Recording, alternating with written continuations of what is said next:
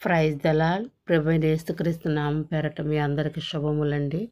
ఈరోజు బైబిల్ ధ్యానంలో మనం స్టడీ చేయబోతుంది కీర్తనలు 13వ అధ్యాయం అన్నమాట. యెహోవా ఎన్నాళ్ళ వరకు నన్ను మర్చిపోవుదువు, నిత్యము మరచుదువా?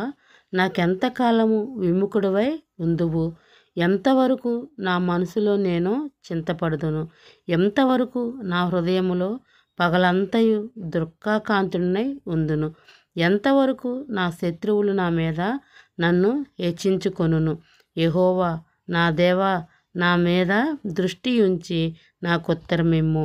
నేను మరణ నిద్ర నొందకుండాను వాణ్ణి గెలిచితినని నా శత్రువులు చెప్పుకొనకుండా నేను తూలిపోయి ఉండగా, నా విరోధులు హర్షింపకుండాను నా కనులు వెలిగిమ్ము. నేనైతే నీ కృపయందు నమ్మికయుంచి ఉన్నాను. నీ రక్షణ విషయమై నా హృదయములో హర్షించుచున్నది. యెహోవా నాకు మహోపకారము చేసి ఉన్నాడు, నేను ఆయనను కీర్తించెదను. ఈ మాటలో దాని భావము మీరు గ్రహించారా? నేనైతే ఒక్కొక్కసారి మనకున్న బాధ, వేదన, దుఃఖమును బట్టి ఇదే విధంగా నేను చాలాసార్లు కూడా నేనైతే అనుకున్నా, ప్రభువా నీవైతే నన్ను మర్చిపోయావా? ఏంటి నాయనా ఈ శ్రమలో ఈ ఏంటి నేను తట్టుకోలేకపోతున్నా, నువ్వు నాకు దూరంగా ఉన్నావా అని కూడా నేను ఆలోచించేదాన్ని.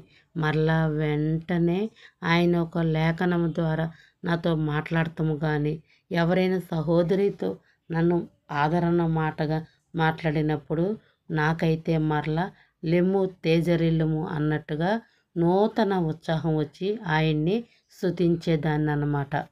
మన దేవుడైతే ఎన్నడూ కూడా మనకు దూరంగా ఏ రోజున కూడా ఉండడండి. కాకపోతే మనుషులం కదా మనం, కొన్నిసార్లు అలాగన అనుకుంటాం. ఎల్లప్పుడూ కూడా ఆయన స్తుతించి మహిమపరచాలి. అంతే.